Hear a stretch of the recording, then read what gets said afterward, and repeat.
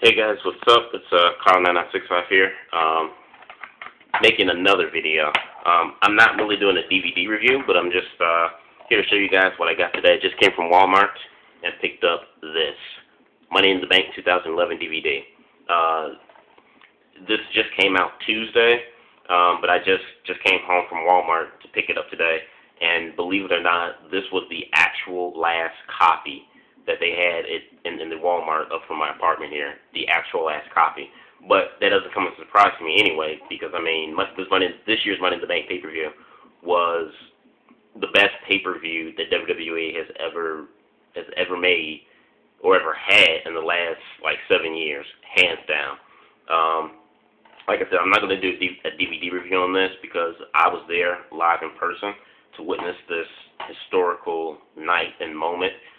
So just from a live perspective, like I said, this pay-per-view was absolutely amazing from top to bottom. This was an amazing card, amazing matches, lots of storytelling, and the matches that were on this pay-per-view. So you have the SmackDown Money in the Bank ladder match, which consists of Kane, Sin Cara, Daniel Bryan, Wade Barrett, Justin Gabriel, Sheamus, Heath Slater, and Cody Rhodes. This was an amazing match. This was the best ladder match of the two SmackDown and Raw ladder matches.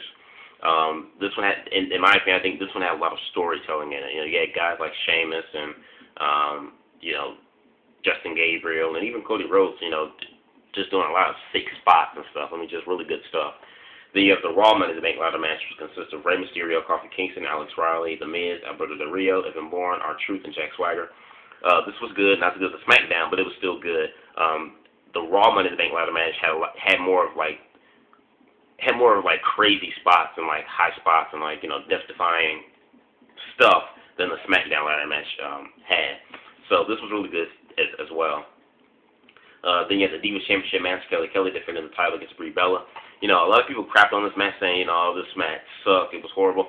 And it was horrible because it was botchy. But, I don't get why a lot of people complain so much about Divas matches.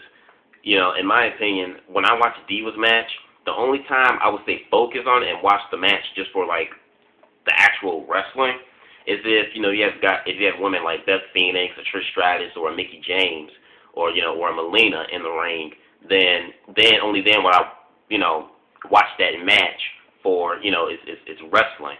Those are the only times I would watch those women wrestle just for wrestling. But with chicks like Kelly, Eve Perez, AJ Lee, she's a new diva that just came in. I think it's pretty hot. These girls are hot. And I don't see why everybody, gives a darn so much about these women. I mean, yes, WWE's had some good, women wrestlers in the past, but obviously they're going for the pretty Barbie dolls.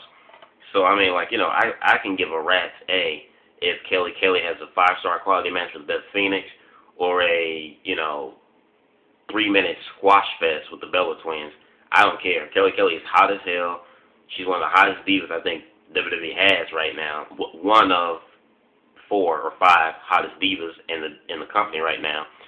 She's eye candy. You know what I mean? So when I watch her or Eve Perez or AJ Lee, when I watch or even the Bellas, when I watch those type of divas in the ring, I don't give a rat's A about how good their wrestling skills are or how technical their wrestling match is. I'm looking at them because they're hot as hell. They're eye candy, and they're appeasing to the eyes. So, I don't care for the Kelly match. Like I said, I don't really watch it for the wrestling skills per se. I just watch it because, like I said, Kelly's hot as hell. Then you have the 2 main events. You have the World Heavyweight Championship match, Randy Orton versus Christian. This was a great match. Orton and Christian had fought, for like the last 4 months. A lot of people complain, oh, Christian and Orton, they're fighting, for 2 or 3 months and stuff. I don't know why you guys, gripe and complain about that, because honestly, I have to give WWE credit. There's been some consistency with the rivalry, because most of the times in modern day wrestling, a rivalry lasts for like 1 month, and you move to the next person, and you move to the next person, and you move to the next person. There's really no consistency. It's not like a real rivalry. Now, I'm not saying that the Orton Christian match or rivalry should last, a whole year or 2 years. But for their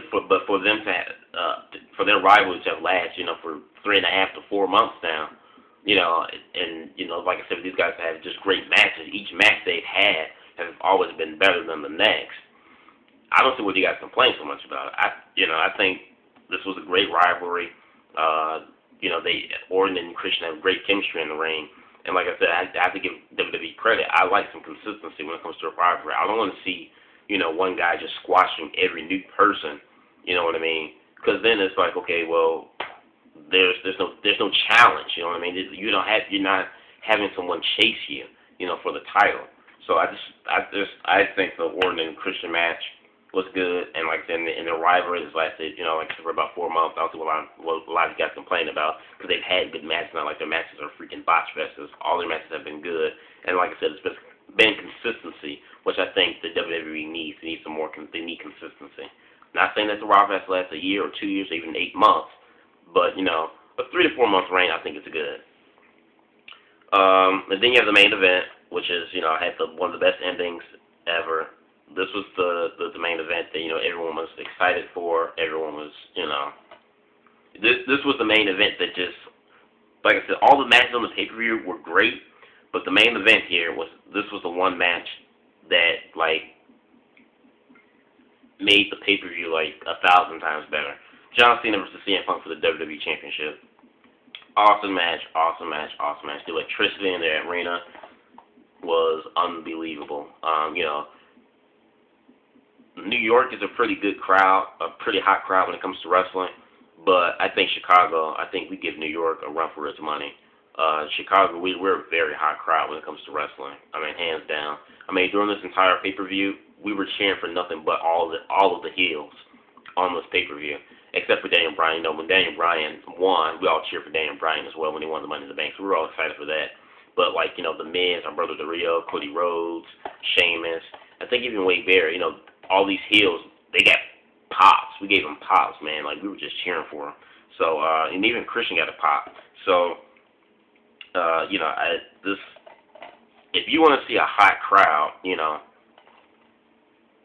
watch this pay-per-view, Money in the Bank. Chicago is one of the hottest crowds in wrestling I think you'll ever see.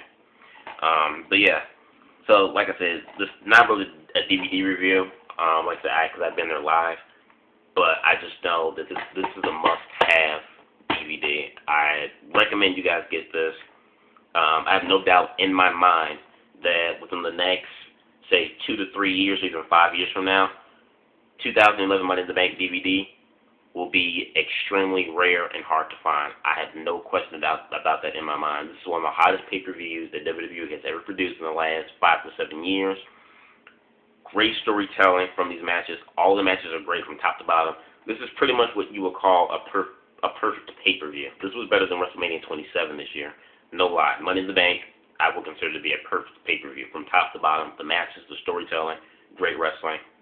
Just an all-around great pay-per-view. So I really recommend you guys go and pick this up now, because like I said, this is going to be a very hard to find, pay-per-view within the next year or two. This is going to be pretty rare and hard to find. And if you find it within the next, year or two, I have no doubt in my mind, the price for this is going to probably go through the roof. I paid $15 for it at Walmart, but if you can imagine, 3 years from now, if this is rare and hard to find, I can imagine people charging this bad boy $50, $60, to even $100. So it might be, so no doubt in my mind it's going to be a little bit pricey within the next 2 or 3 years if it's hard to find. So yeah, so basically this is, like I said, not a DVD review, but just showing you guys that just bought the new Money in the Bank. I recommend you pick it up. Let me know what you guys think. So this is Kyle signing out.